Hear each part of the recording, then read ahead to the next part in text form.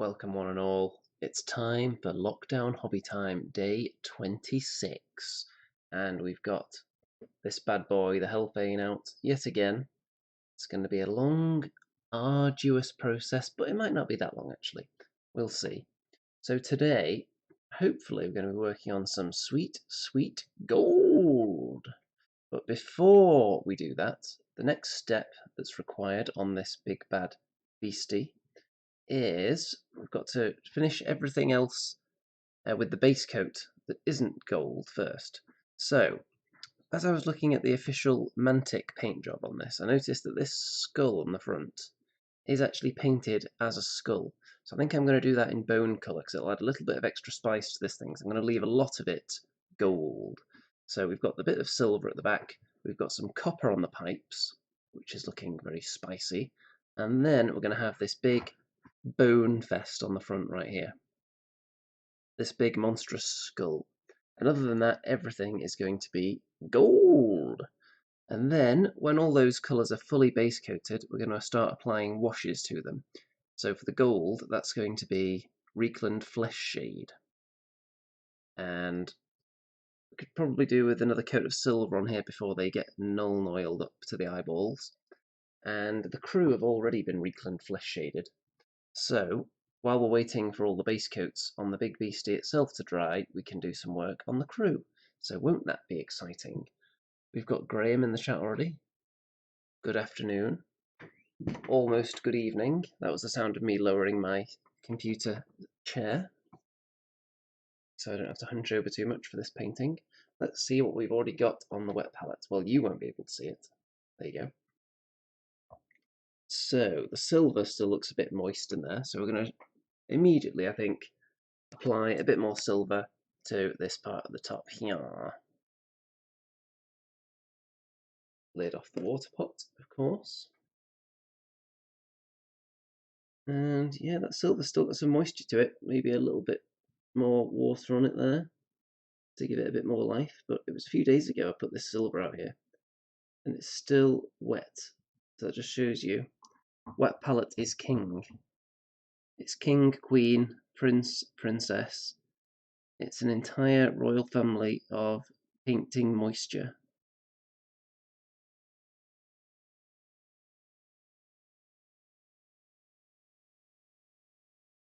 You can quote me on that and print it on the box. If you pay me, of course.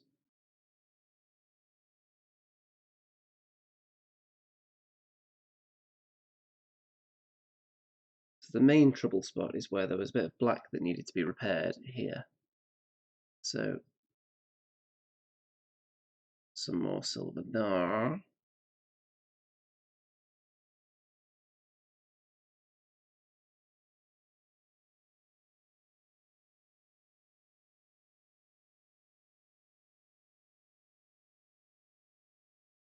What's everyone else up to today?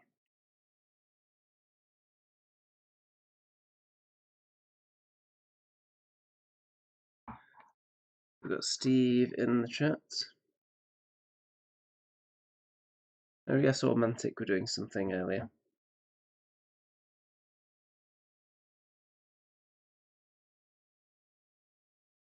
Everyone doing their bit to try and keep the masses entertained during these turbulent times.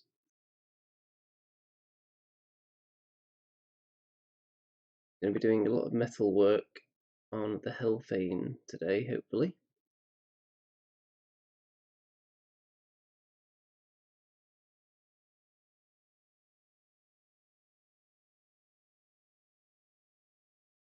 Getting the silver nice and thick enough on here. It's been multiple coats, so it's not actually thick really, we're just going for coverage because it came out very thin.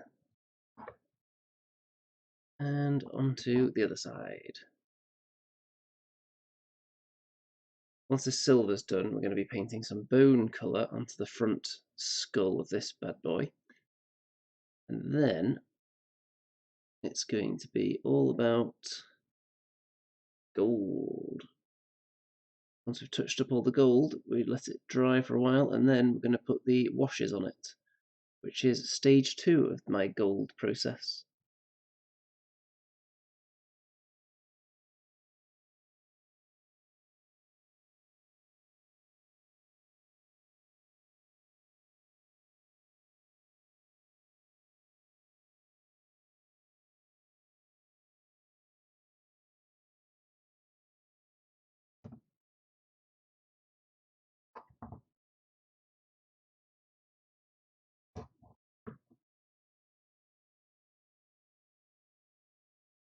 Apparently Graham has been painting Bad Squiddo's Dracula.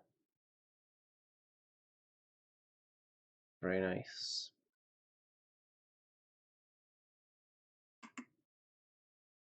Okay, so another decision I've got to make on this beastie is what should I do with regards to other metal colours? Because there's a lot of gold on here right now. We'll see when this is done in bone exactly how much gold there's going to be.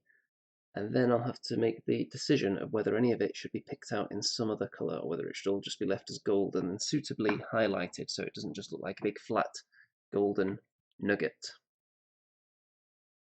Now where's the bone? There we go. Do we have any bone on the wet palette? Maybe a tiny bit, but it looks a bit dry. It's been there for many days now. Steve has been put into isolation by work due to having a bit of a cough. Got to stay home for 7 days. Well, hopefully that's nothing too serious. Better to be safe than sorry, isn't it?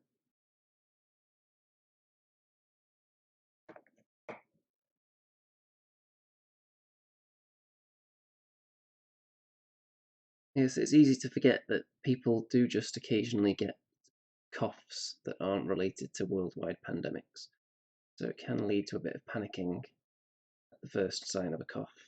But gotta play it safe. We're going to bone up this bad boy now. This big monstrous skull on the front. It's probably going to take a couple of coats of this because I've thinned the paint down nicely. And then we're going to wash this at the same time as the gold because we're going to be probably, I don't know if we'll wash this bit also in Recon Flesh Shade. We might go for Agrax Earth Shade for this bit.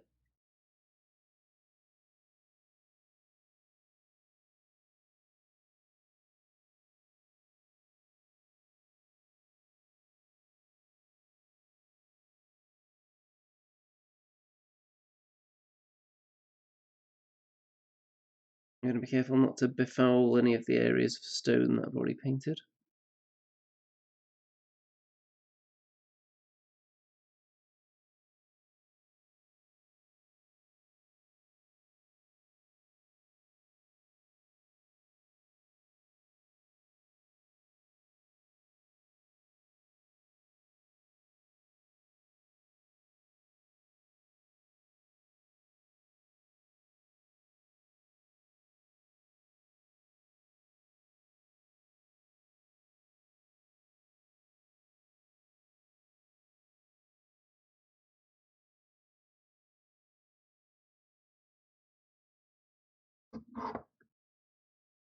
This is going to add a little bit of variety to it, this gold front piece with a bone coloured big skull on it, rather than it just being a big old chunk of gold all over the whole thing. I think it's going to look quite nice. The one on the Mantic official paint job is quite subtle bone colour that doesn't stand out too much. But because I don't have much colour variety going on mine, I don't mind if it stands out a little bit.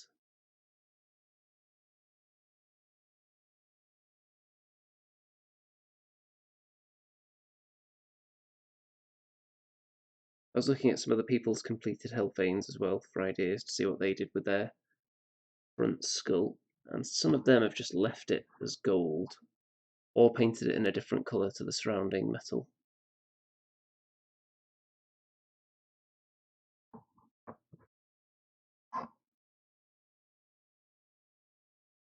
But you'll get a rough idea of how it's going to look in a minute. Okay, there's a coat of bone on there, so that's the rough start of that. I don't think there's any other bone elements on here that need to be picked out. I'm thinking the skulls in the middle of these little armor plates on the side could be picked out in a different colour, but I'm not sure about that yet. Steve just started on some skulks and 2 mounted crushers for his orc army. John says, are you going to put a wash on the gold? Yes, when I've finished touching up the gold, there's going to be Reekland Flesh Shade applied all over it. And then there are 3 more steps after that. But once it's all fully base coated and neatened up, then the wash is the next phase.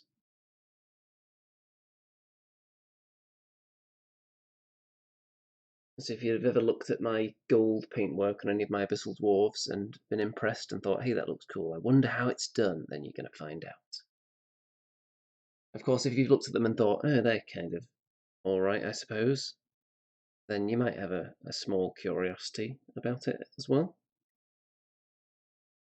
So, with that colour there, do we need other metallics going on? We've got the copper pipes, we've got the silver on between the back plates here.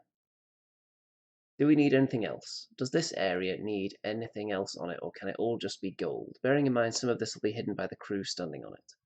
I'm thinking, with the way I highlight the gold, it may just be alright as it is, because there's going to be multiple bits of shine going down the side, some silver highlighting going on. So I don't want to overdo it on silver in general. There are some pipes, or chains, should I say, here at the back. I could pick those out in silver, probably. And also on the back, there are some cogs. I'm not sure if I should maybe do them in a different colour as well. But be it silver or brass. I've also got maybe the best paint that I own, in terms of condition for its age, could well be this tin bits. It's very, very dark metal, that though, so you really need to highlight it, I think, or just use it for tiny bits. Washing it doesn't really do anything because it's so dark. The darkest of the metals. But it's still in top-notch condition, despite being an ancient paint. Let's put that back in its place at the back there.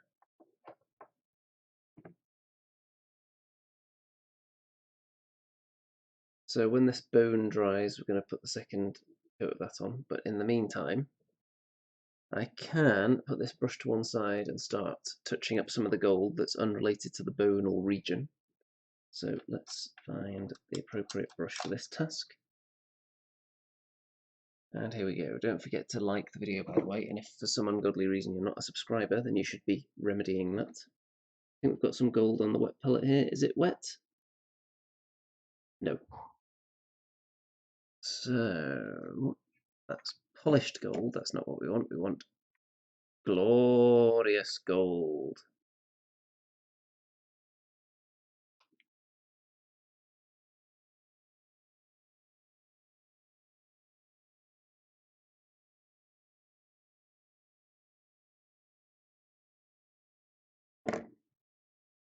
So, since I did a lot of dry brushing on the rocky lava areas, there's going to be a lot of touching up to do on the gold surrounding it. Being very careful not to stray onto the rock. But if I do, it'll just have to be repaired. These things happen.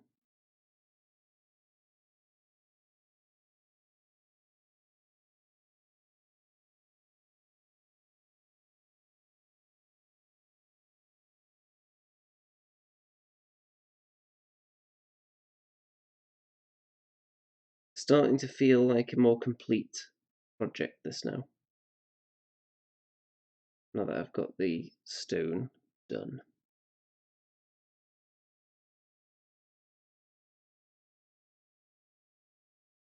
And that's going to motivate me to get through the rest of it faster, probably. That's how it usually works for me.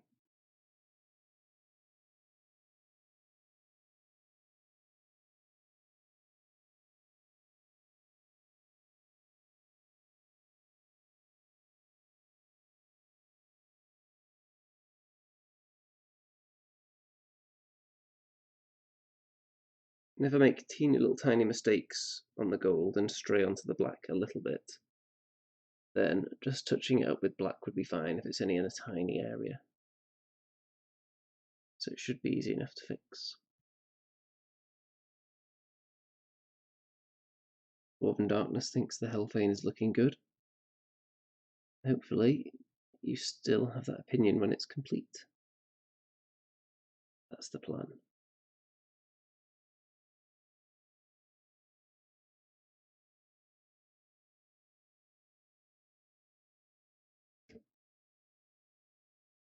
And when it is finished, it's going to be time for the Night Stalkers to take over for a while. That's going to be fun as well.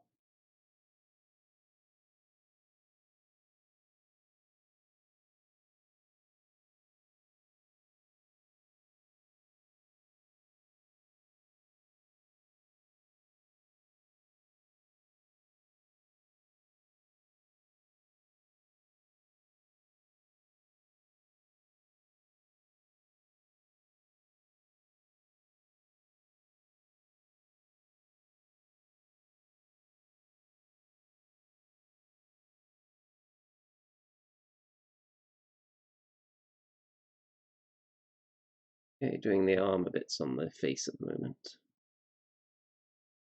And the mouth covering, which seems to be preventing some kind of lava spew.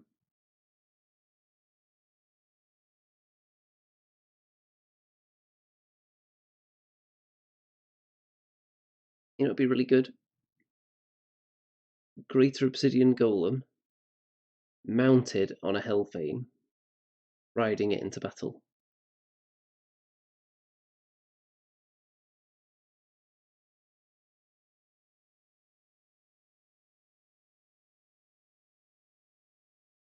And if that's too big to ride on the back, then 2 lesser obsidian golems riding on it instead. One of which can be a Charnox.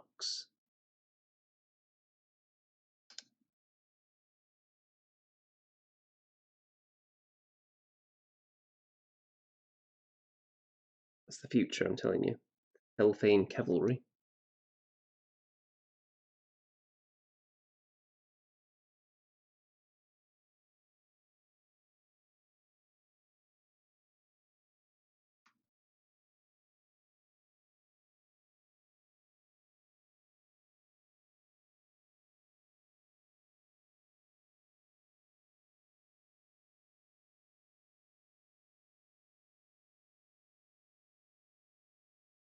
Hope everyone tuned in for the Andean Rum show last night. It was a roller coaster of excitement.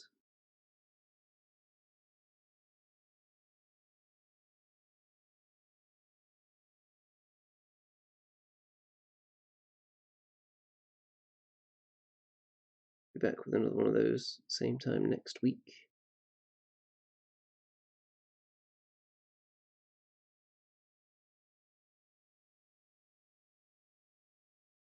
Okay, I'm going to do the leg armor plates now.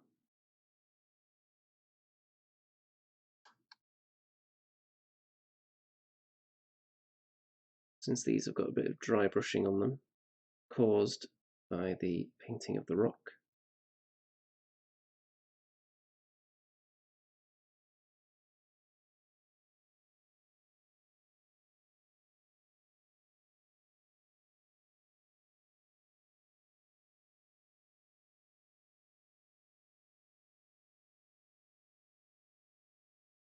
Not too bad though. Very, very minor repairs required.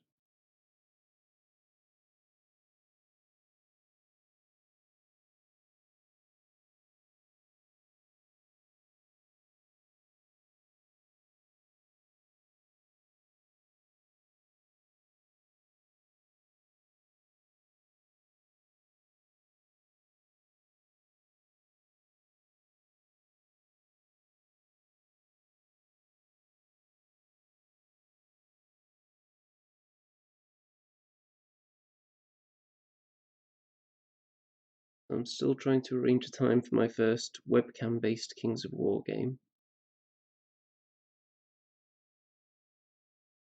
So that will be coming soon.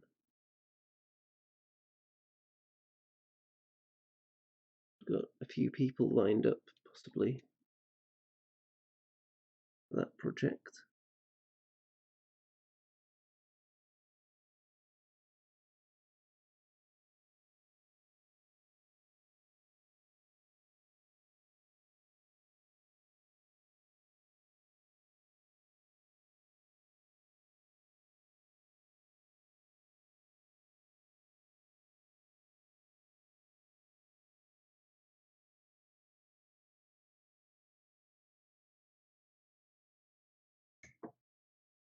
Let's not knock over paints with this thing.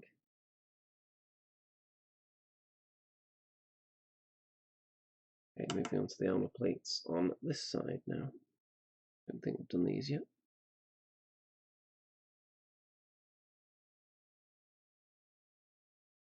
But for the gold, this is still the base coating phase. There's a lot more to go here. Even though in some light it already looks good.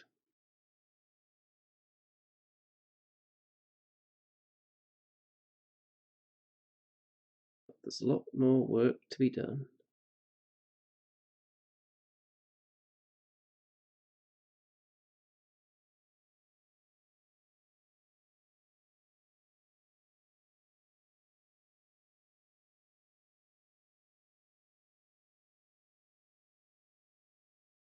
So I watched a really boring film last night.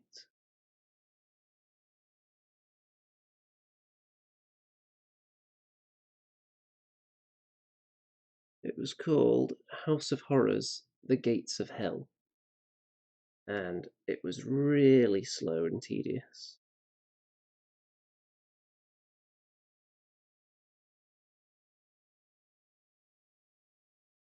It was supposed to be a horror film, I'm pretty sure. But there wasn't really any major horror in there. The special effects were pretty laughable.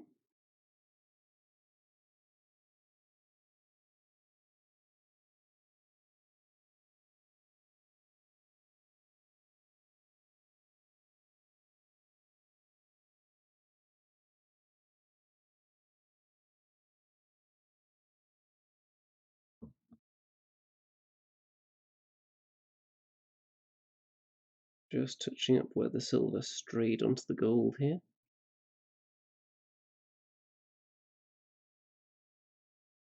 When you have two colours that are trying to run perfectly into a corner like this, it's very, very difficult to make it perfect, and you end up spilling over onto the other surface many times before you get it right.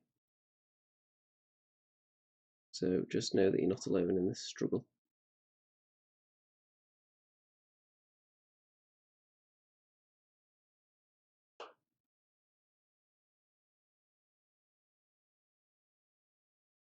The struggle is in fact real.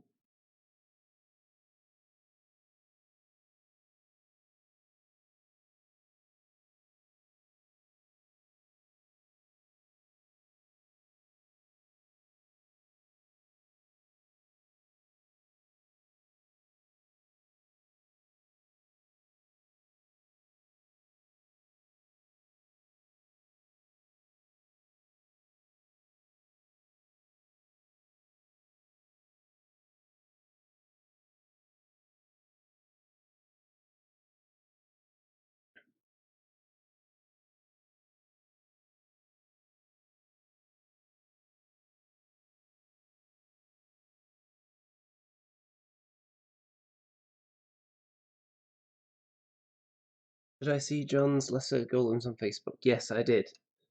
I saw a vast pile-up of Lesser Obsidian Golems.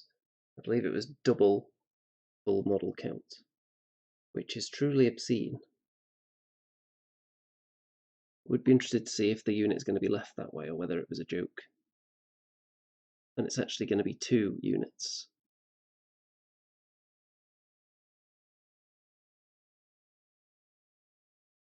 Turning up to an event with double full model count on any unit is always going to earn you some respect.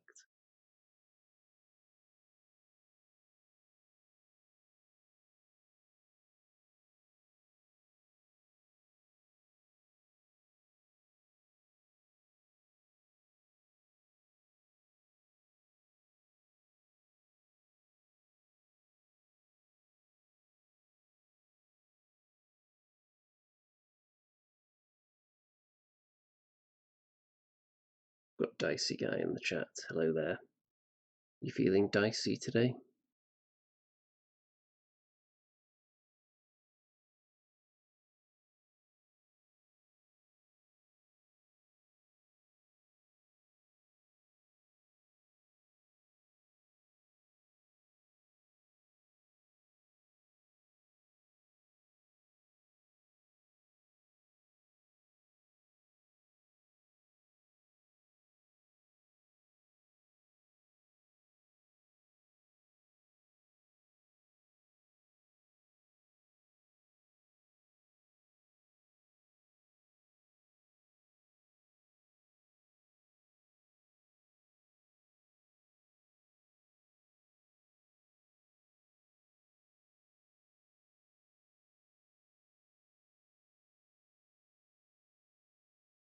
We're getting there slowly.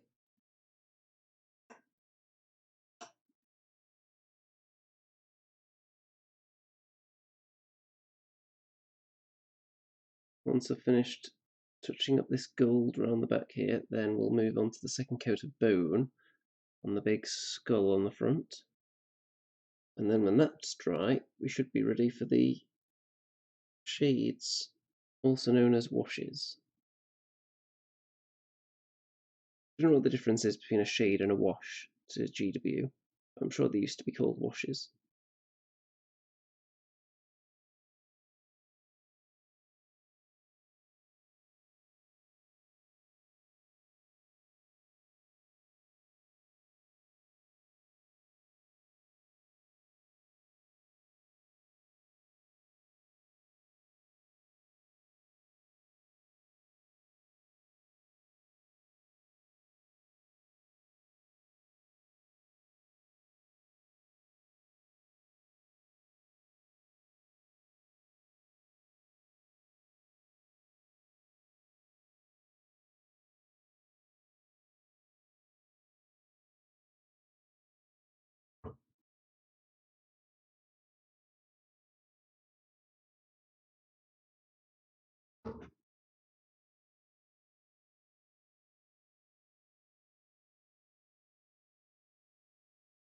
Okay, very close to having this bit done. Just looking out for any stray bits of silver that are infecting what should be a gold region. Okay, so the only bits remaining are the parts at the front that the bone might infect, I think. Dicey Guy says, Reekland Flesh Shade on gold is great in my opinion. Yes, it is, that's why I use it. But it's not the final stage. For some people it could be, but that's not good enough for top-notch pro painters like me. I like making extra work for myself. Time for the second layer of bone on this wonderful skull.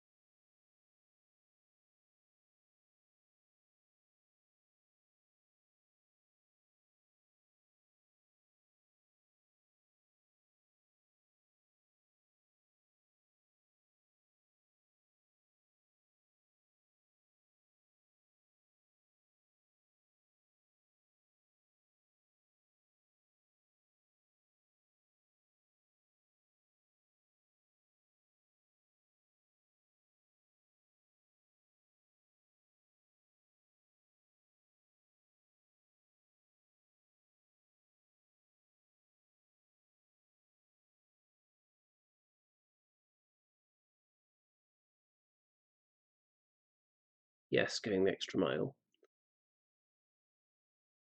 A long time ago I was just base coat, wash, done.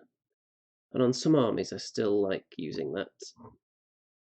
If it's something I'm trying to get painted really fast, I'm not opposed to that method. If you've seen my undead halflings, then those guys are just base coats and quick shade for the most part.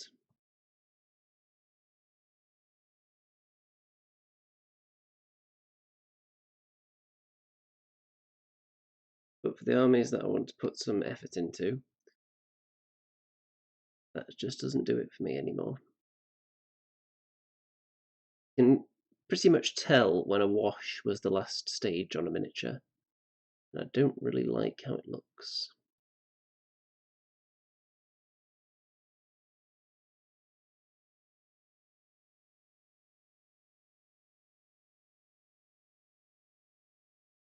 Sometimes it works. It works for certain things. I think on silver it looks better than with gold, because I think there's more ways you can highlight gold than silver. I think silver with just a wash straight over it can look okay. Maybe with an edge highlight as well.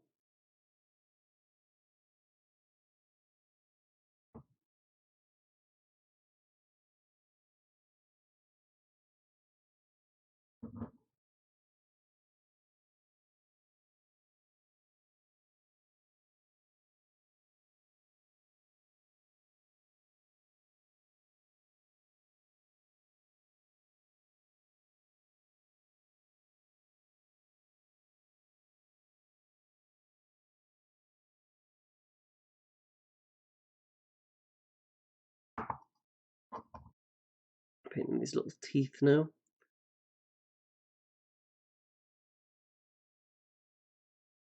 And then when I've finished these, I'll probably have accidentally got a tiny bit on the gold around here, so that can be fixed.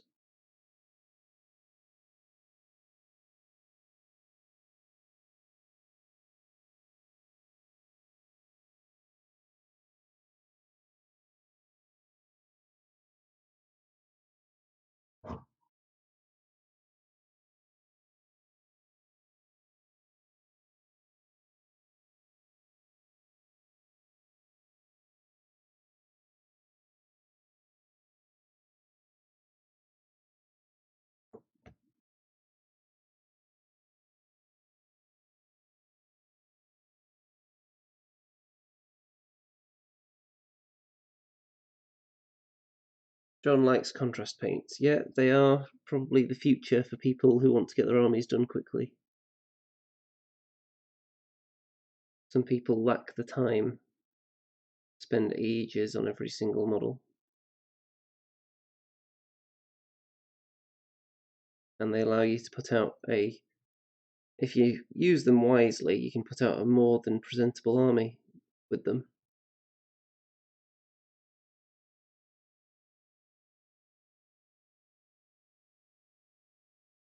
Obviously, someone who's just terrible at painting, using exclusively contrast paints, it's not going to make them any better at painting, but it's going to get their army finished. But someone who's really good at painting and uses them strategically, I think they're a very valuable tool and will allow people who have high painting standards to get things done faster as well. I haven't jumped too far into the contrast paint pool yet. I own a few, but I haven't done that much with them yet.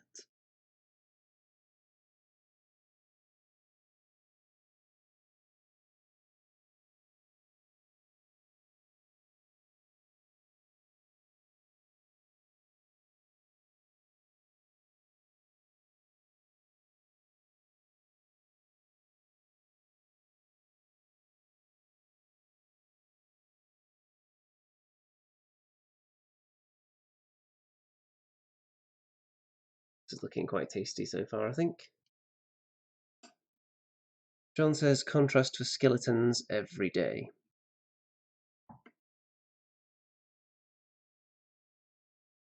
And I can agree with that one. However, once you've applied the contrast to the skeleton, I would then possibly look at whether there's anything else worth doing on top of that. Maybe a dry brush on the bone, perhaps. I have to do some experimenting with it if I ever paint more skeletons in my life. And it's likely to happen at some point. I'm bound to paint skeletons again. Can any wargamer honestly say they'll never paint another skeleton and mean it?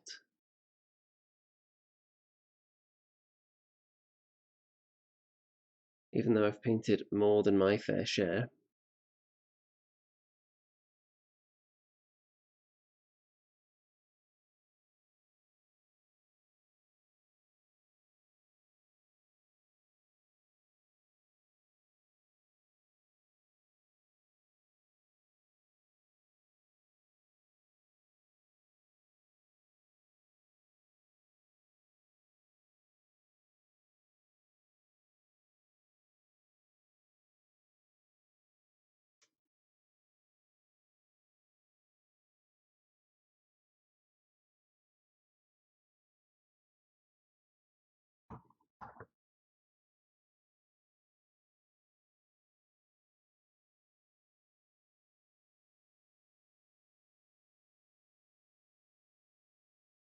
Almost done with this bone now. Then it's time to touch up the gold, and then it'll be time for the washes. Very exciting times ahead.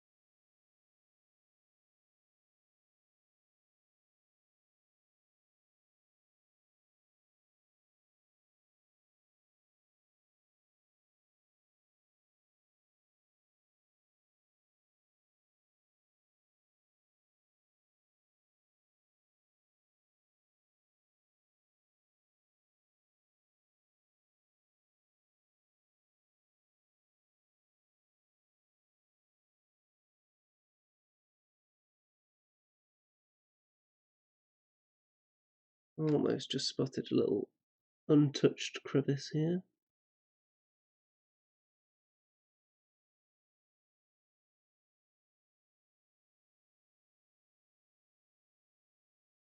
We can't be having that.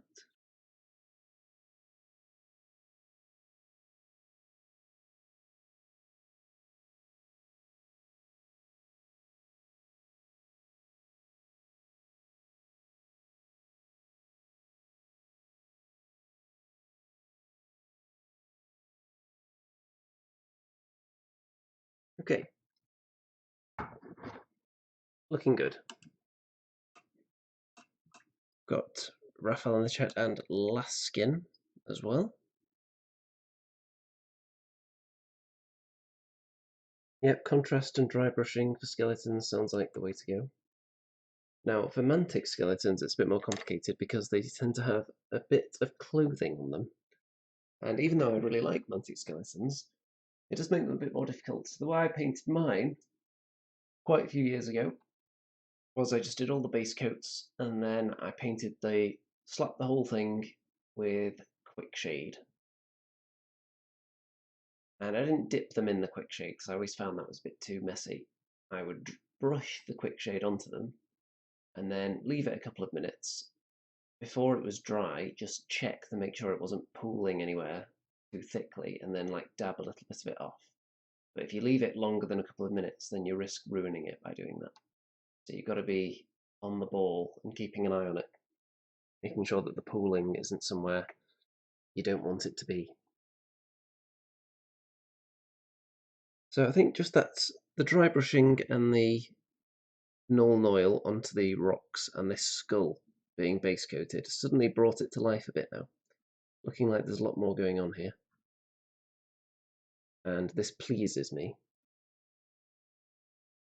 So we're going to touch up a bit more of the gold around the bone in a second when that's all dry to my satisfaction.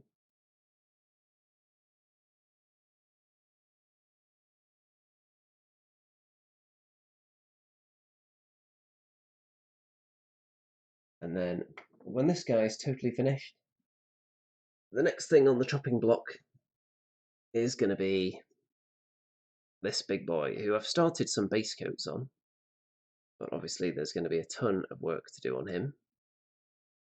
Lots and lots and lots. My plan for him is to do all the base coats and then do some kind of purple wash or contrast over pretty much everything.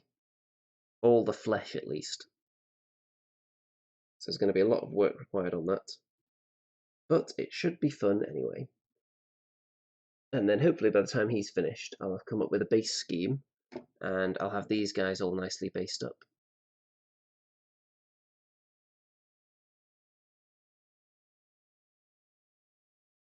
This guy and his brother in arms, shall we say, considering they don't have any.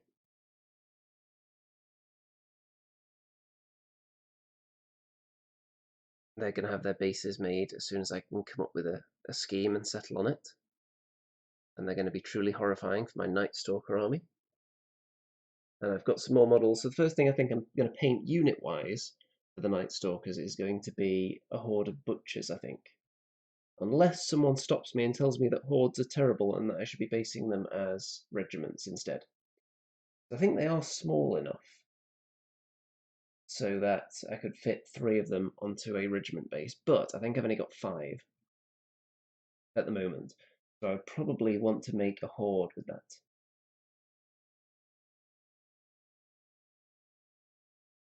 This pleases me. I sound like a proper evil overlord. Good, that's what I'm going for. I haven't quite perfected the evil laugh yet. There's a few ways you can go with the evil laugh, a few different tones you can aim at. I kind of like the hold on. Like that, but I think that needs to be more loud and booming. But I don't want to disturb the entire street. Steve says horde all the way. That's what I was thinking with the butchers. So that's going to be fun. Where are the butchers? They're in here somewhere. There we go. This is my Night Stalkers finished models and almost finished models box. Right here. So I've got 5 butchers. And I've modified them a bit. So I've reposed a couple of the arms and cut weapons off a couple of the arms, just so they don't all look identical. So that's going to be fun. Whether I do anything else to them as far as conversions go, I'm not sure yet. To differentiate them even more, I might put some blobs on them, some extra growths. Unknown at this stage, but I've got 5, so there's going to be a horde of them. And then I've got these guys as well, phantoms, I think. I've got, how many of these have I got? 1, 2, 3, 4, 5.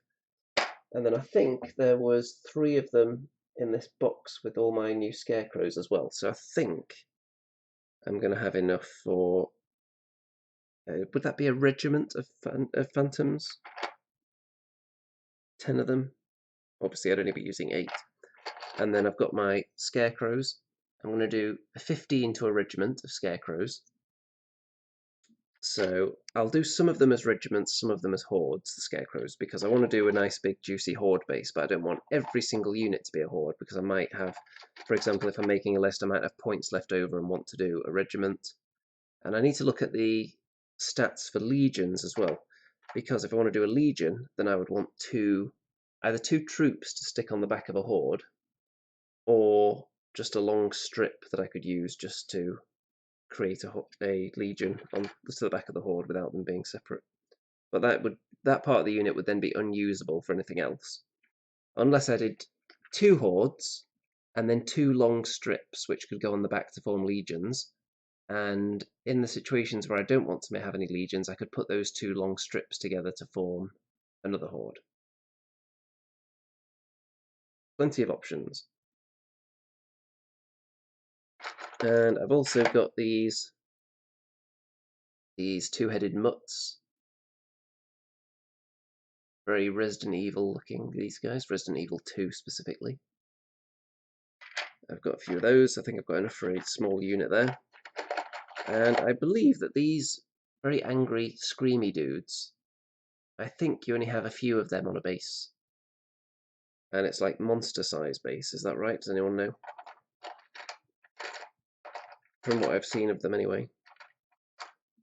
I was looking at the pictures for the Scarecrows as well, and it seems like the intention for the bits for the Scarecrows is that when you use the tentacle arms, like I've done here, that's so you can turn them into, what is the other option?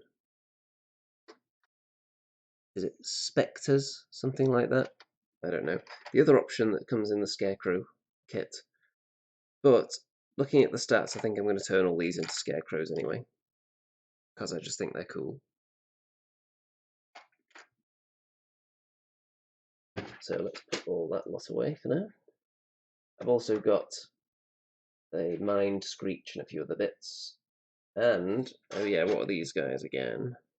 I don't know if any of these guys are actually built yet, but these ones. Are they Reapers, these ones? They haven't got the arms on. I've used some of the spare arms on my Shadow Hulk. And then I've got other leftover bits here and there that are going to be very useful for that army. So it's going to be a fun project, and once the Hellfane's totally finished, we're going to be leaping into that full force. Steve says the horrors are characters, or they're a small group on large base as a unit. Okay, that makes sense. I'm going to finish touching up the gold now, just in case there were any errors when I was applying that bone.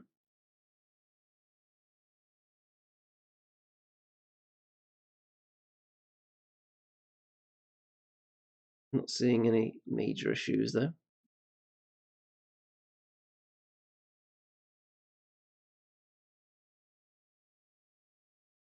But I don't think I'd touched up all the face area yet. So moving on to that now. Don't know if I did this big main faceplate. Doesn't look like it. Well, I'm doing it now.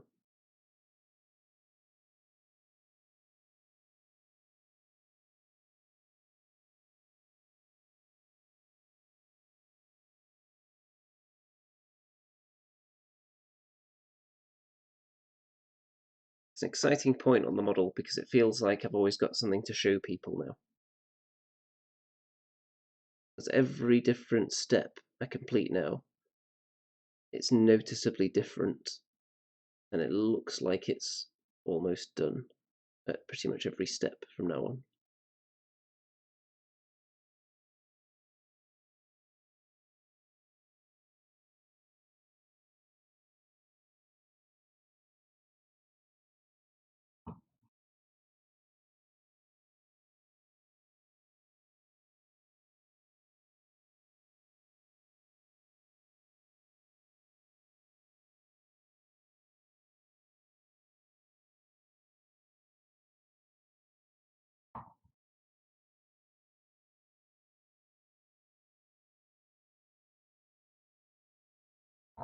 I know you're staring at its butt while I'm painting the head, but too bad.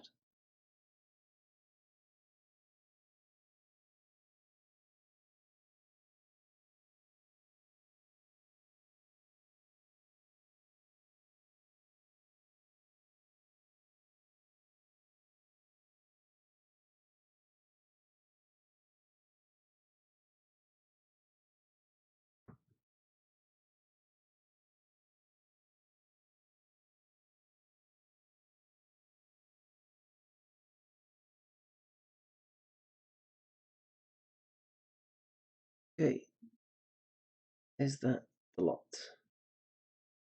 Are we done touching up the gold? I'm leaning towards almost. Spotted another teensy little bit.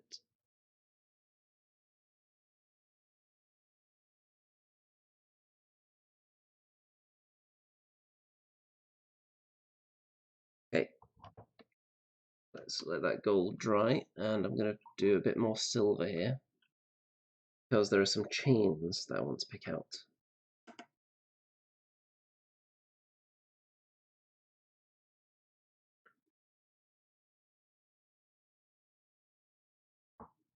these chains on the back here to be precise. So I'm going to pour out some more silver because that silver, even though it's got a bit of wetness to it, it's a little bit thick now. So this is the one that's almost run out. I've got a new one waiting in the wings to replace this when it's completely out of juice. But that day has not come yet.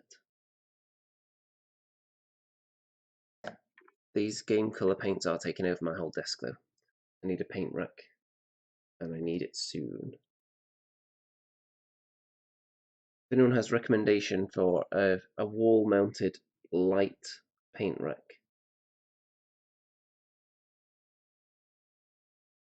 that's very inexpensive.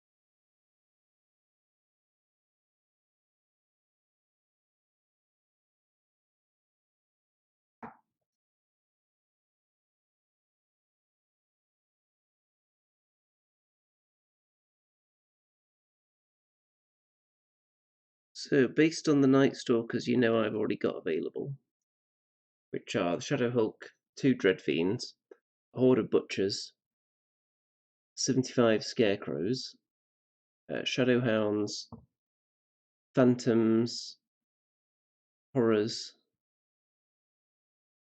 Mind Screech, and a couple of other heroes that come in the Vanguard booster. If I were to get the Night Stalkers Mega Army, would I need anything else beyond that? Any Night Stalker experts in the house? Or does that sound like 100% solid?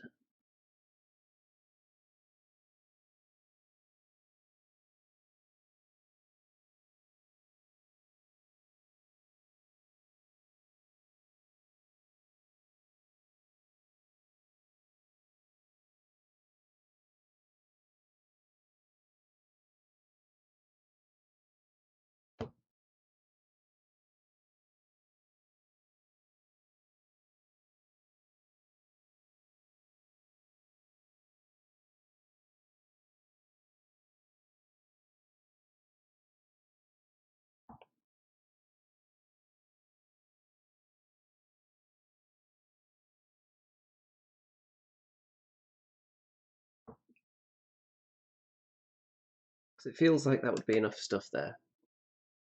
With the units I've already got and the monsters I've already got, plus the Mega Army, that gives you quite a lot of juicy stuff.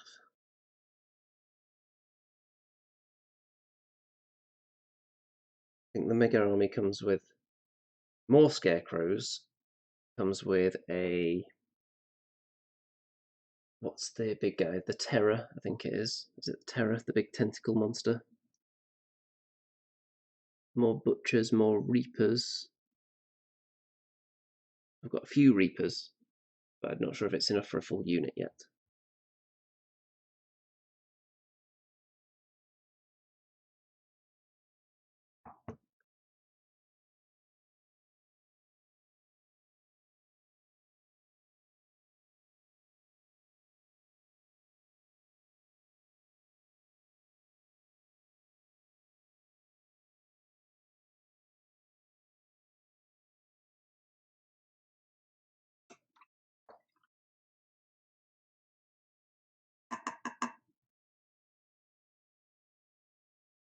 almost done these two little chains around the side here.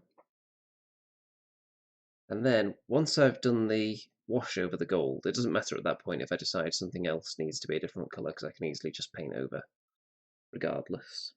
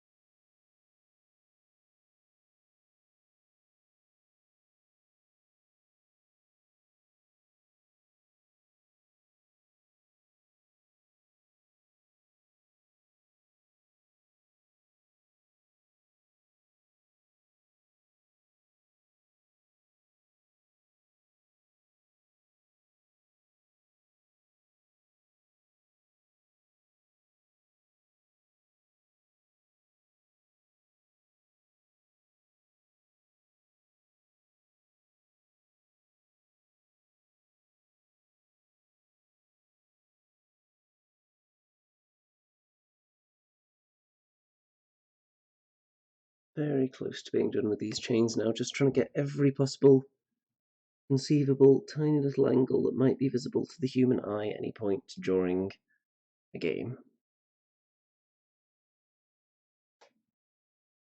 Do you know, I like to be a perfectionist like that.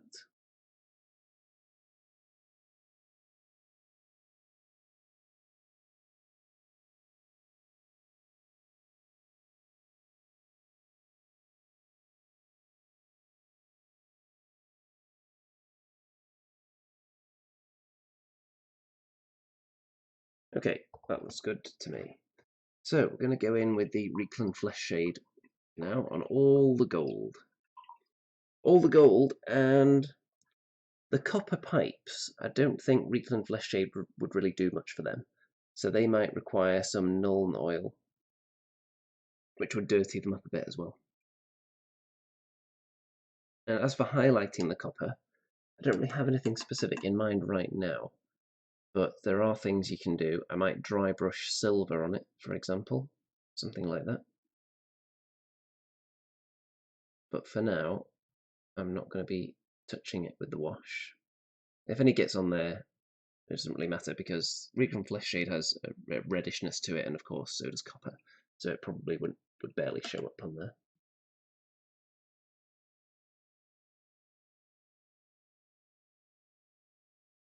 Okay, we're going to get a fatter brush now. And where is Reclin Flesh Shade? Where are you, my child? There you are, on the Citadel paint holder. So this is a very exciting moment, and this is also the moment that splatters everything in shade, including my monitor usually. So I'm tempted to even put something up in front of the monitor right now to hide the splatter. Let's see. What about the box for the wet palette? I don't really need to see that part of the monitor right now anyway. That'll protect it a little bit. Yeah, let's go with that. Okay, don't need the wet palette right now, so I'm going to close that up, and I'm actually going to put the paint on top of it because I need the space right now. So let's shake up the Reclin Flesh Shade. John says blast shield. Yeah, it is a bit of a blast shield.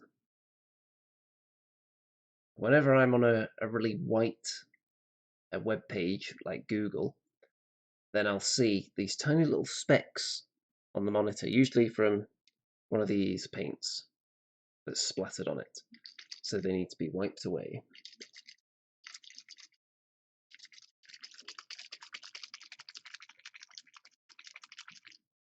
Okay, time to apply the flesh shade.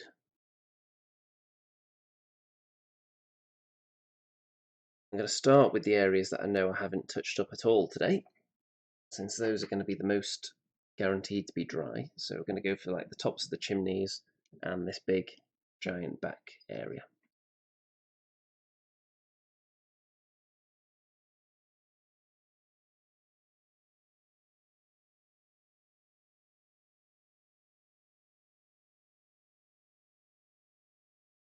This is step 2 of the gold recipe.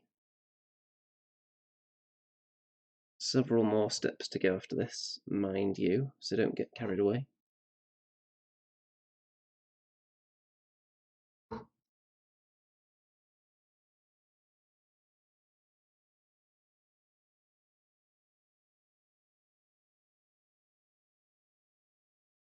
And this will leave the gold looking very much dark and a bit more drab, but we're then going to highlight it up from there. And the reason I prefer doing this to starting off with just a darker colour underneath and then painting up is because I like the way that it keeps the shadows looking like a shadow on the original colour rather than just a different colour, if that makes sense to anybody. So we're going to do this big face on the back now.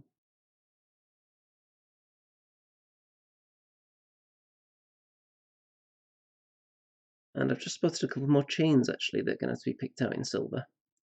I didn't see them until just now, but we will get to them at some point.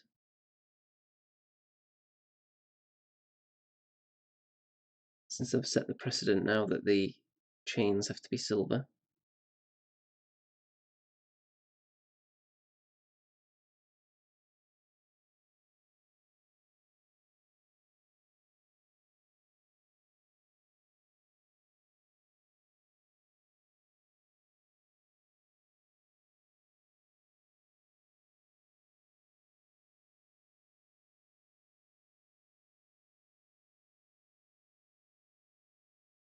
Lots of little demon faces with pipes coming out of them. It's just a horrible, hideous, demonic looking contraption, which is very fitting. It's on the back of a hideous lava rhino beast.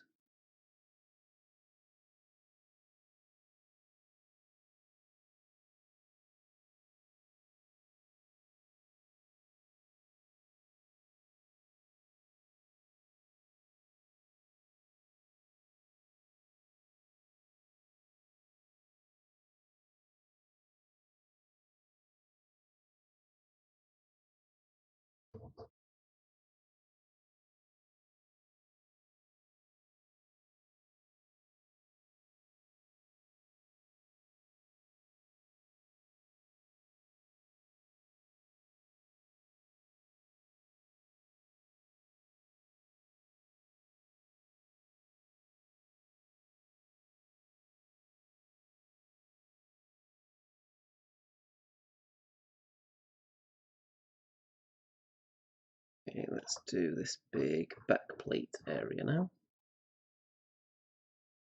Except for the silver parts, which are going to be done with Nuln Oil. If I accidentally get any Reekland flesh shade on there, I'll have to paint over that with silver before I do the Nuln Oil.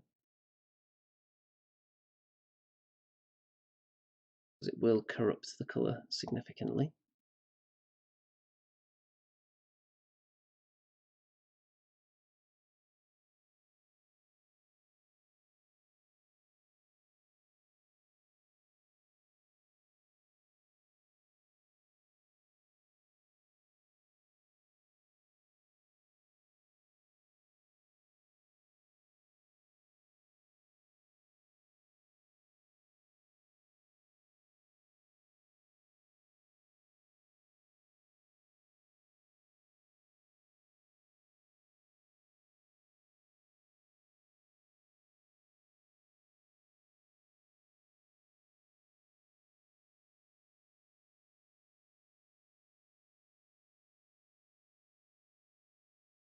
Onto the middle one.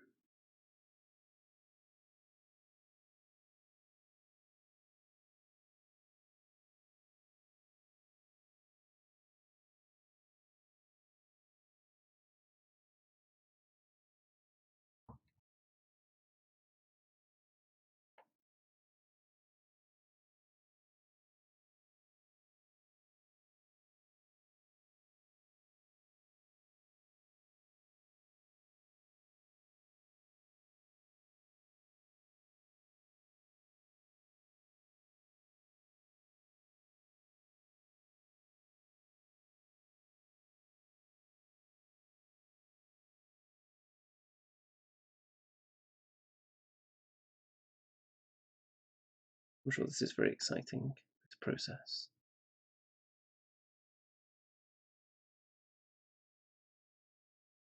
Not like anyone has anything better to do.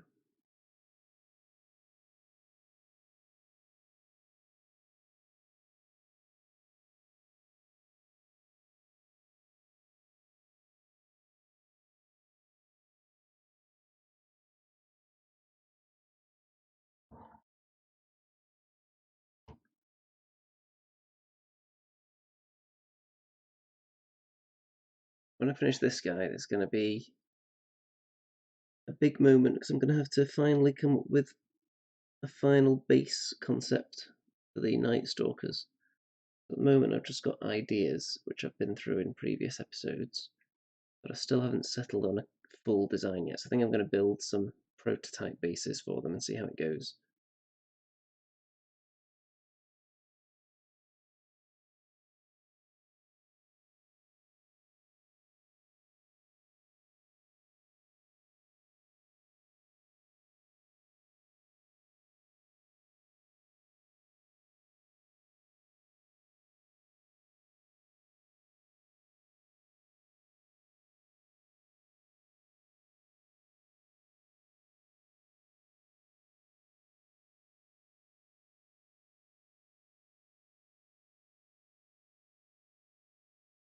Okay, now onto this big kind of throny engine looking bit here.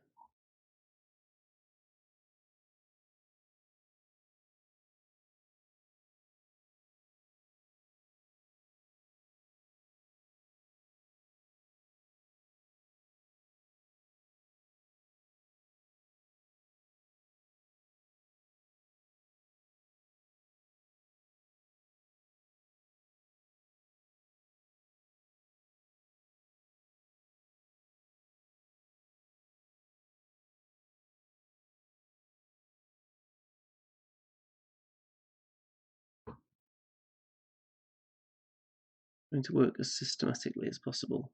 It's tempting just to go nuts and just splatter the paint everywhere, since it's only a wash, but you end up missing bits and then having to go back over a bit that's already got part that's done very close to it, and you can end up messing up by diddling about too much with the wash before it's dry. Or well, it's in that danger zone between completely wet and dry, which is when you can start accidentally poking holes in it and ruining it.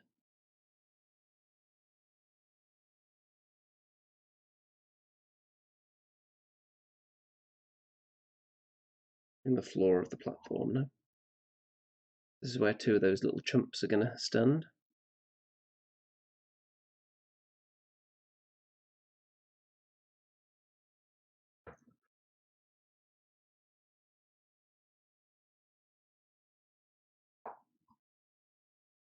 And this is where the big boss is going to go. Right in the middle.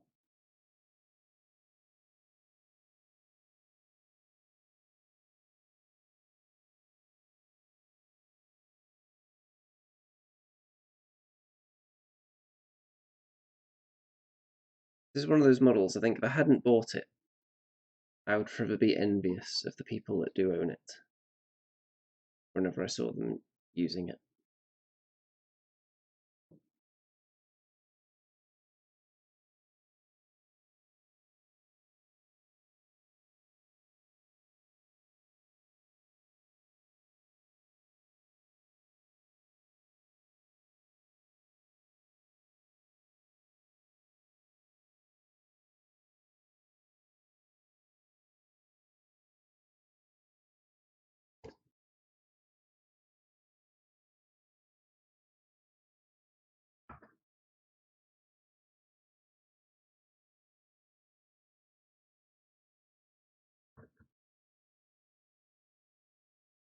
Just quite a magnificent creature.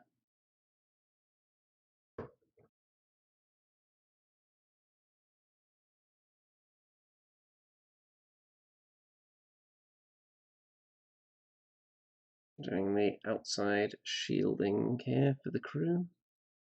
Little fence that'll hopefully stop them falling off in the middle of battle. Depends how volatile this beast is. It's not hugely fast.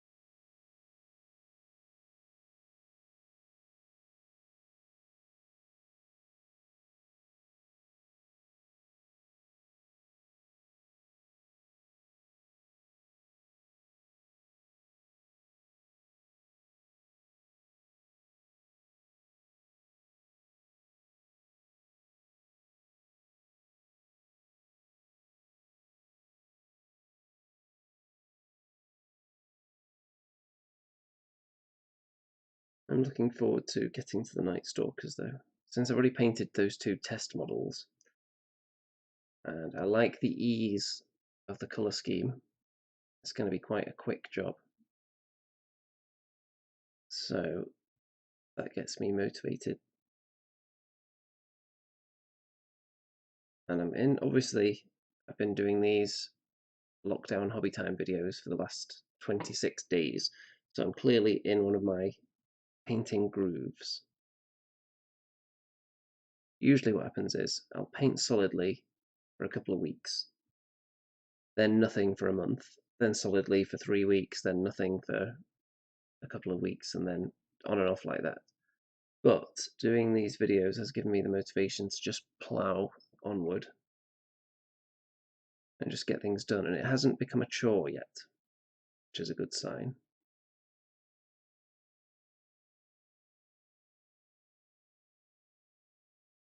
The only thing it eats into really is my ability to play PC games, which is fine, because you can keep track of all the games that I've finished on the PC, and going back through the years I can trace exactly where I was heavily spending a lot of time painting, because there are barely any games finished. So obviously we humans only have so much free time in the day. Can't do everything as much as we'd like to, I'm sure.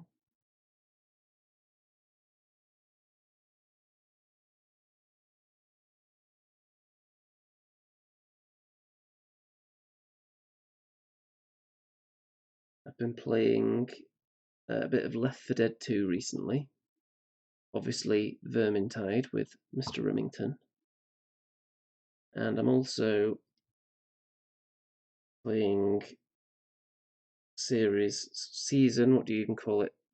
The Walking Dead. It was Walking Dead 1, Walking Dead 2, and then the one I'm on at the moment is A New Frontier, I think that one's called. And then after that it's the final season, but I haven't got to that yet. And I just got a bit of this wash right in its eye, so I'm going to get rid of that. Don't want to darken up the eye.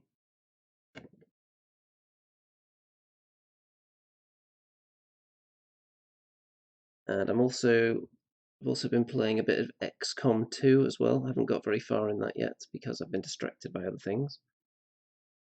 But that's a game series that I like.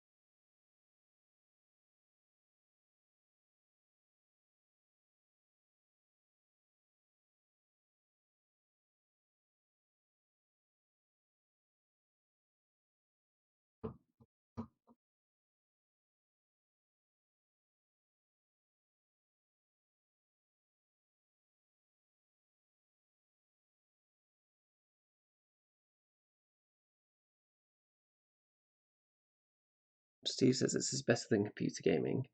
Well, in some ways it is, in some ways it isn't. It depends what you're in the mood for, really.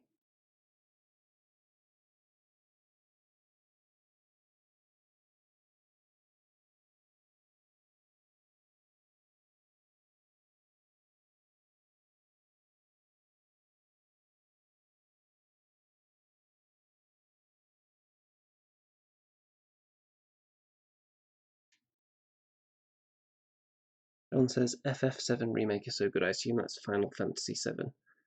And I've heard of that, but I've never played any Final Fantasy game in my life.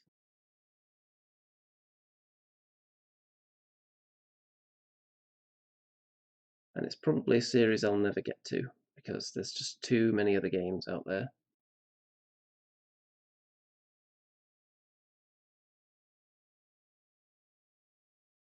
I'm sure I would probably enjoy it. I've heard so many good things about it, but there's just too much. I've got a ton of games on Steam that I haven't got to yet, that I own.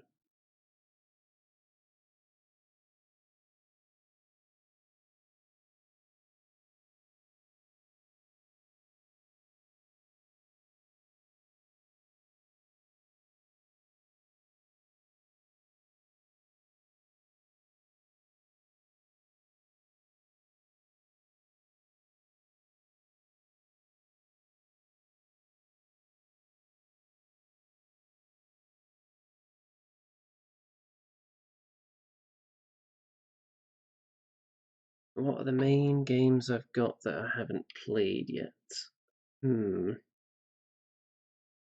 Any big name, really long games that I haven't played that I own? I've got Dragon Age Inquisition, which I haven't played. I played it for about 5 minutes and didn't like it and thought, you know what, I'd much rather just play Baldur's Gate. So I decided to install Baldur's Gate Enhanced Edition and played through the entire Baldur's Gate series instead.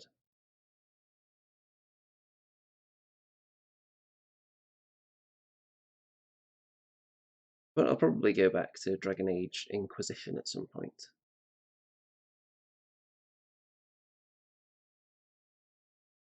I like the Batman Arkham games. I've played 2 of those. I think the next one I'm up to is... what is it? I did Arkham Asylum and Arkham City. What comes after that? Whichever one that is, I haven't played that yet. But I do own it. The next one in the series. Thought they were fun.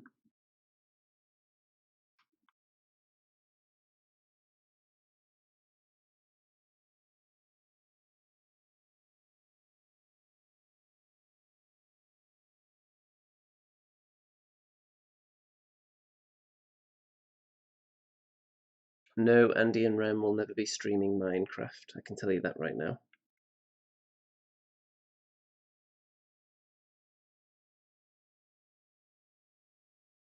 We haven't fallen that far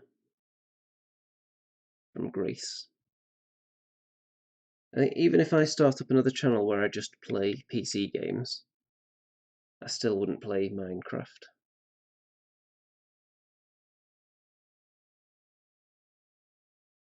It just doesn't interest me at all.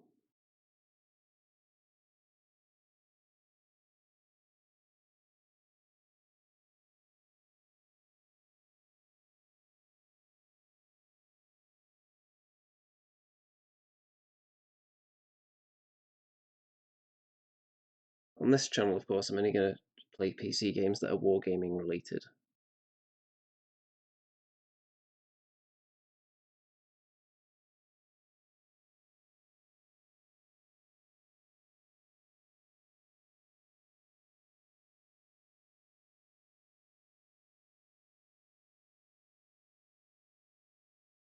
But I've considered starting a second channel just for PC gaming stuff that's unrelated to wargaming, but we'll see about that.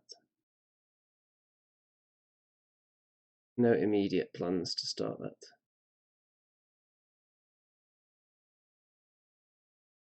And it wouldn't take away my wargaming time because it'd just be time that I usually spend playing PC games. I'd also spend that time putting those experiences online, probably.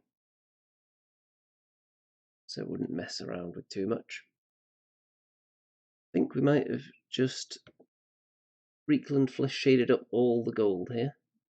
Just going around making sure I haven't missed anything.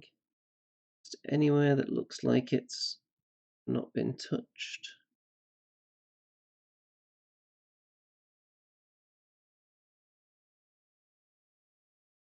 I think we're looking pretty good.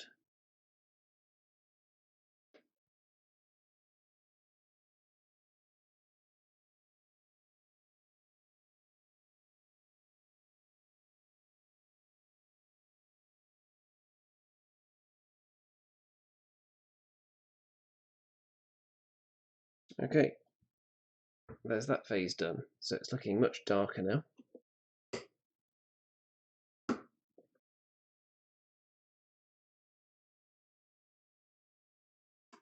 And even though I have no interest in ever playing Minecraft, on my Steam account I have got quite a few hundred hours in Terraria or Terraria, however you pronounce it, which is a similar kind of thing. It's just two-dimensional. I used to play that a lot.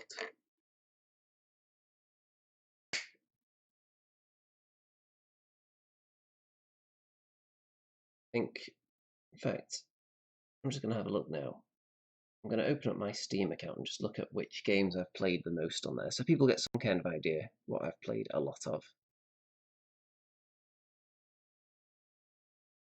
As you can rank all your games by playtime. I think that would be interesting for people to hear.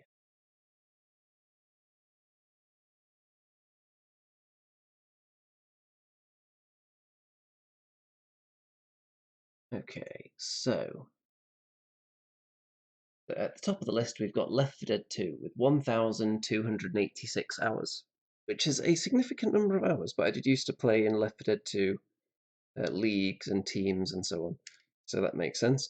Left 4 Dead 1, 1,082 hours. Again, I used to play a ton of that. Next, we've got Faster Than Light, FTL, also known as, which is like a spaceship, vaguely simulator-like. You fly around fighting other spaceships and upgrading your ship until you get to the enemy mothership and then try and blow it up. And the reason for so many hours is that you've got lots of different ships you can use.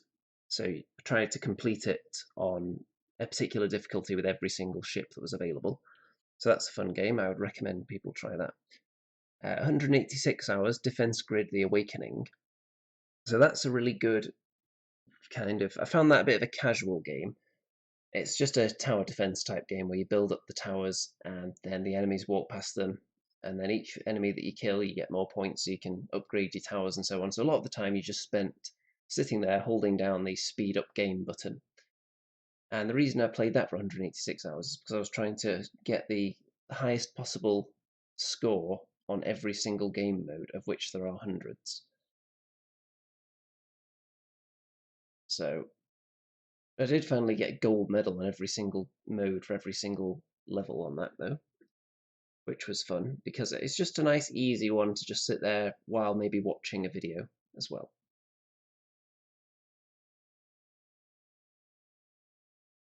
Then we've got The Witcher 3, 159 hours. And I did play The Witcher 1 and 2, but not on Steam, so those hours won't be counted on here. Fallout 4, 150 hours. I like the Fallout series, particularly Fallout New Vegas, which I played twice, which comes in at 124 hours. MechWarrior Online, I played a ton of that, but only 127 hours on Steam because I played it on the game's launcher for a good year at least, I think. And then working our way down, Baldur's Gate to 89 hours, Skyrim 106 hours, Total War Warhammer 2 83 hours, Total War Warhammer 1 67 hours. Yeah, but there's, if I scroll all the way down, to the things with barely any hours. There are some things that I played very briefly and then gave up on. Like, let's see, Wolfenstein,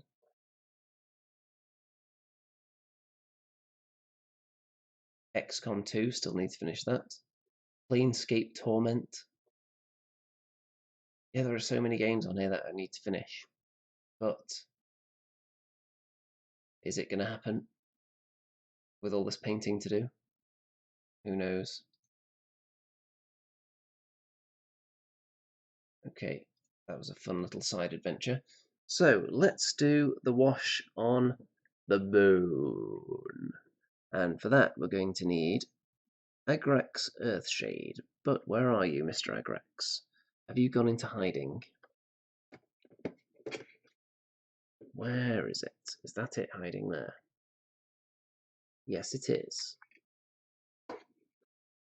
So let's put the blast shield up again. And this Agrax is very nearly empty here. Look at that. Barely anything in there, but there is a full one around here somewhere. Where is it? Is it that one? Nope, that's Carroburg Crimson. That's not it. There we go. So I've got a full Agrax Earthshade just waiting to take its place as soon as this one's empty. So here we go.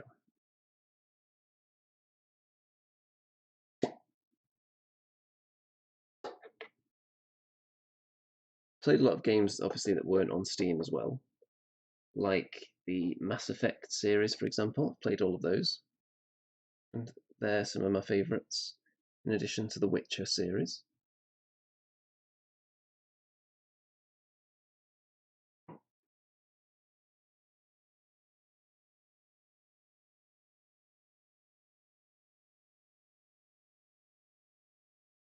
I also developed a liking for kind of indie horror games. One I can definitely recommend to people is The Cat Lady.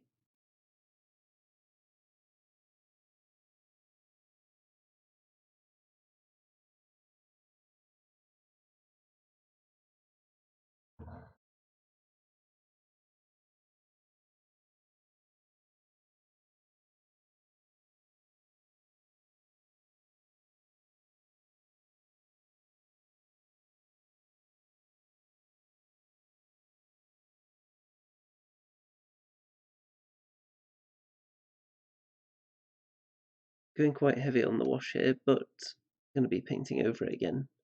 Anyway, this isn't the final stage, so I'm not worried about that.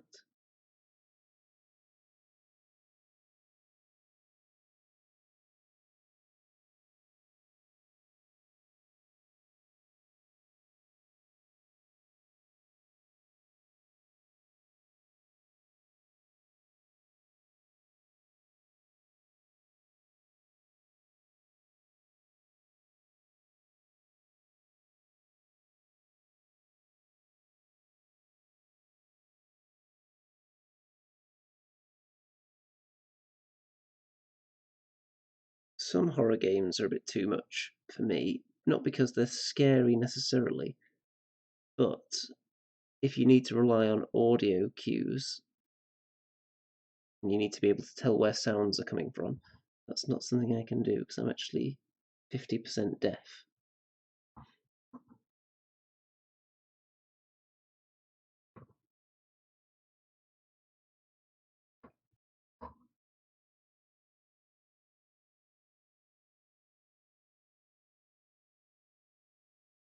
Which you would think would make me terrible at first-person shooters as well.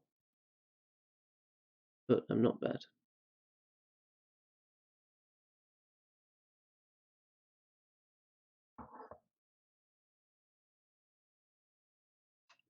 So one game that I found a bit of a struggle was Amnesia: The Dark Descent, which is obviously legendary for being truly terrifying game experience, but try it when you've got no idea where the sounds are coming from and you have no idea which direction you're supposed to be running in or hiding.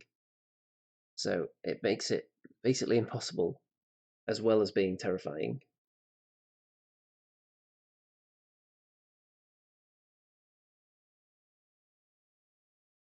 I know you can put like cues on the screen. So there'll be like an arrow pointing in the direction of audio, but I often don't notice those things. I've never found them to be obvious enough for my liking.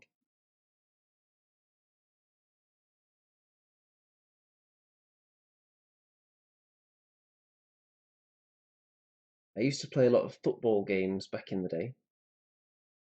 I used to play Pro Evolution Soccer 6, which would have been, what about, if that was 2006, that's a long time ago. So I used to play that online quite a bit. Not so much nowadays. Don't really play any sports type games now.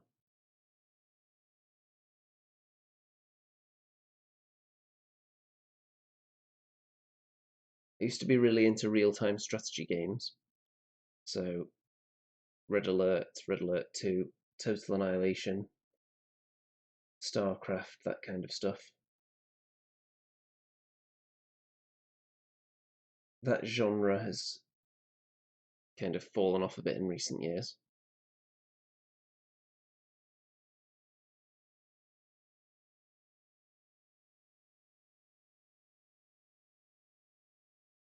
Okay, Mr. Agrax, you can go away for the moment.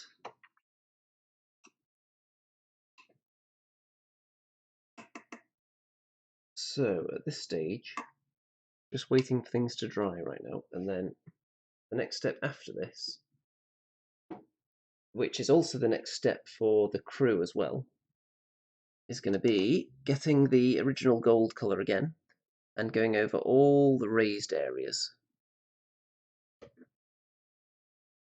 And the same applies to the bone, but with bone colour, obviously. And for the gold, all the raised areas, and then after that, which is going to be in glorious gold, after that we go for polished gold and do all the edges, all the edge highlight. And then after that, we go for silver and do all the corners, the tips, and anywhere we want to look like it's shining. So, for example, I'd pick an area like here, paint a little bit of that raised detail in silver, and then follow it all the way down onto this detail as well, onto this armor panel, and all the way down there. So it'll be kind of like a stripe in silver, and it'll give the effect of it being shiny. That's the plan anyway. So those are the stages we've got left, and hopefully we can make some good progress on that tomorrow, once all these washes are completely dry, obviously. Tonight, when they are dry, I'm going to quickly look round the model and make sure there's nothing else that needs to be touched before we get to that stage, because that would be annoying if we have to wait for washes to dry again on the live stream tomorrow. I want to just get on with finishing the gold, maybe even tomorrow. At the very least, get the first couple of layers done, and then we can start thinking about the silver and the copper pipes, and there won't be that much more to do on it after all that's done. It's going to take a while though, because look, there is a lot going on here, a lot of gold. And the crew will be painted probably at the same time because they're going to have the same colours, and then I'll have to do their weapons and their various chains and pipes and things they've got going on. And some of them have got some kind of fabric clothing as well. These two have got cloaks dangling down around their legs, so they might be orange. So a bit more to do on them. But the actual beast itself, it's coming along nicely, and the next few phases are hopefully going to be fairly quick. That remains to be seen though, I'm not going to get too overconfident. In this light it actually looks really good right now, because it makes all the colours very strong and vibrant, but it's also blurry enough so that you can't see any mistakes. So this light would be very good, nice for if I was trying to show off my painting style.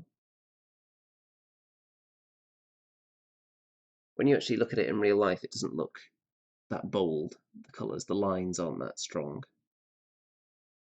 And it's going to rely on actual further technique application for it to look good.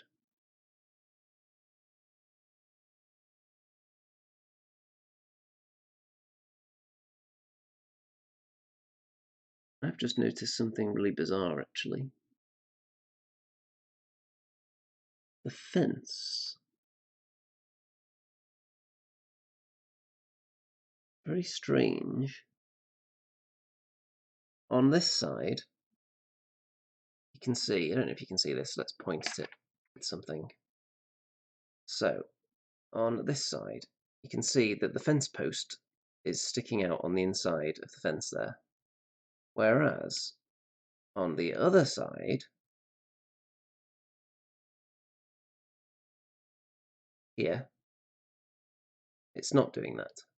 Now that's just a solid piece, that's not me assembling it that way. That's just how the piece comes out. So, very unusual. I think I'm going to be able to make a nice thumbnail for tomorrow, based on this guy anyway, because he's looking quite nice under this light. I actually took a picture with my phone for the thumbnail today, so it looks a bit different to the others. Okay, we're going to wrap this one up now and get rid of this blast shield. Don't forget to like the video, of course. Don't forget to subscribe if for some ungodly reason you haven't. Don't forget to check out all the links in the description, including all the various social media shenanigans going on down there, my Facebook group, Twitter, and so on. And there's also all the fundraising sources down there if you want to throw a portion of your life savings at me in exchange for producing all this top-notch, high-quality, red-hot, sizzling, spicy, delicious, tasty, tender, moist, succulent, ice-cool, refreshing content on a daily basis. More than a daily basis sometimes, but at least one video a day, often two, when there's the Andy and Rem show or one of the Vermintide streams. And there should be another one of those this week. And I will see most of you probably tomorrow at around the same kind of time, most likely. Keep your eyes peeled on Twitter and my Facebook group, and I'll usually announce a few minutes before I start. It depends what other responsibilities I've got going on during the day that determines exactly what time this is going to start. Got quite a bit done today, I think. Made some steady progress. One thing I might do tonight, actually, is I might put the Nuln Oil over the silver off camera, just to get it out of the way. It's not a very exciting step anyway. And I think all that remains to be said now is good night out there, whatever you are.